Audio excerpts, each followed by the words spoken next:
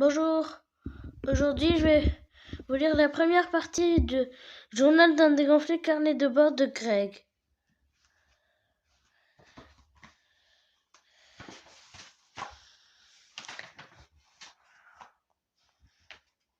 Pour maman, papa, Scott et Patrick. Septembre, mardi. Mettons d'abord les choses au point.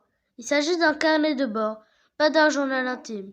Je sais bien ce qui est écrit sur la couverture, mais quand maman allait acheter ce truc, je lui avais pourtant clairement demandé d'en chercher un où ce ne serait pas marqué journal dessus. Voilà le résultat. D'ici à ce qu'Internet me trouve avec ce qui se fasse des idées. Tapette! Paf! Deux yeux, je tiens à préciser que c'était l'idée de ma mère, pas la mienne.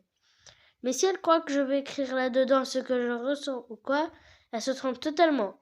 Faut pas s'attendre à ce que je mette des chers journaux par-ci et des chers journaux par-là. Si j'ai accepté d'écrire dedans, c'est uniquement parce que quand je serai riche et célèbre, j'aurai bien mieux à faire que de répondre à des questions idiotes toute la journée. Ce cahier pourra alors se révéler très utile. Grégory, parlez-nous de votre enfance. Avez-vous toujours été aussi beau et intelligent? Tenez, prenez mon carnet et maintenant, oust! Comme je l'ai dit, un jour je serai célèbre. Mais en attendant, je suis coincé au collège avec une bande de débiles. Débiles. Il faut d'ailleurs signaler que le collège est à mon avis l'un des trucs les plus stupides jamais inventés.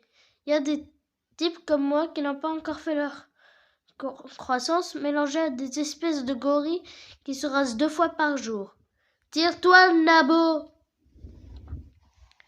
Et après, on se demande pourquoi les violences sont un tel problème au collège. Si ça ne tenait qu'à moi, on organiserait les classes en fonction de la taille et pas de l'âge.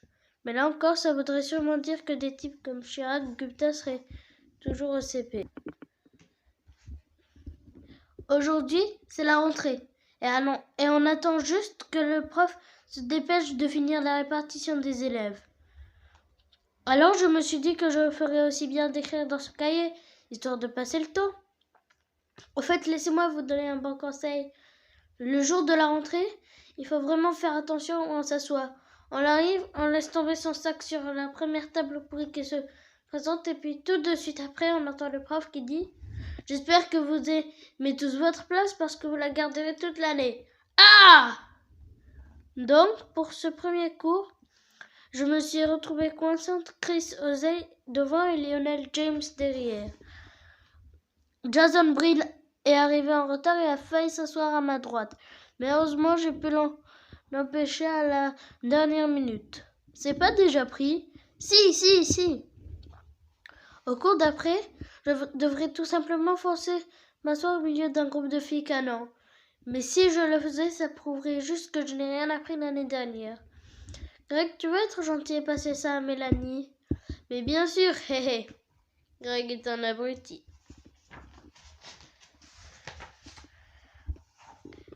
Je me demande quel est le problème avec les filles. C'était beaucoup plus simple en primaire. Il suffisait d'être le plus rapide à la course pour leur plaire.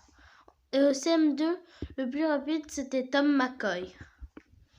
Aujourd'hui, c'est très différent. Il y a la façon de s'habiller, si on est riche, si on a un joli petit derrière, et plein d'autres trucs. Du coup, les mecs comme Tom McCoy sont complètement largués et ne pigent pas ce qui a pu se passer. Le gars le plus populaire de 5e, c'est Brian Anderson. Ce qui est vraiment nul, c'est que moi je me suis toujours intéressée aux filles, alors que les types comme Brian ont commencé à les regarder depuis 2 ans. Je me rappelle l'attitude de Brian en primaire. Les filles sont des patates pourries. Ouais.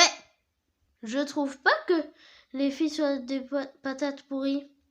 Mais évidemment, maintenant, ça ne me sert à rien d'avoir été du côté des filles pendant tout ce temps.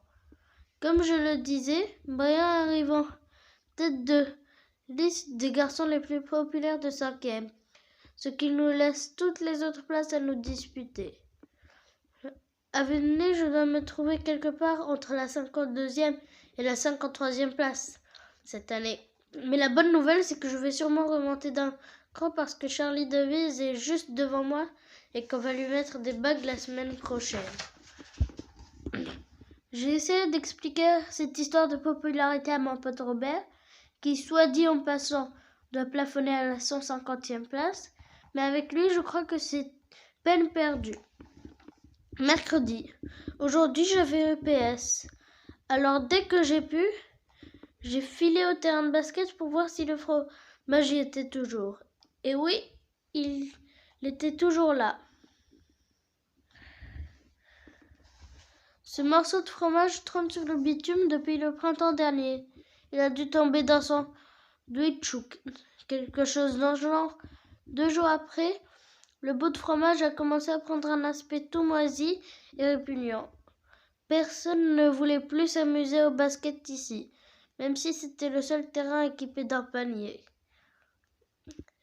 Et puis un jour, il y a un type, Dennis Walsh, qui a touché le fromage avec son doigt, et à partir de là, on a parlé de la marque du fromage. C'est un peu comme l'époux. Quand on a attrapé la marque du fromage, le seul moyen de s'en débarrasser, on peut seulement s'en débarrasser en la refilant à quelqu'un d'autre. Sauf qu'il peut. La seule manière de se protéger de la marque du fromage, c'est de croiser les doigts. Mais c'est pas facile de penser à croiser les doigts toute la journée. J'ai fini par les scotcher ensemble pour qu'ils arrêtent de se décroiser. J'ai eu une sale note en écriture, mais ça en valait vraiment la peine. C'est un autre type, Abu Hall, qui s'est ramassé la marque du fromage en avril et après ça, personne n'a plus voulu l'approcher. Cet été, Ab a été obligé de déménager en Californie et il a emporté la marque avec lui.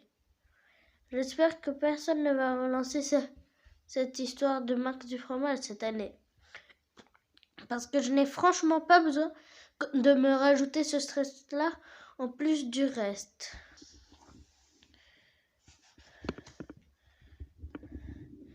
C'est fini pour aujourd'hui. On se retrouve pour une autre vidéo.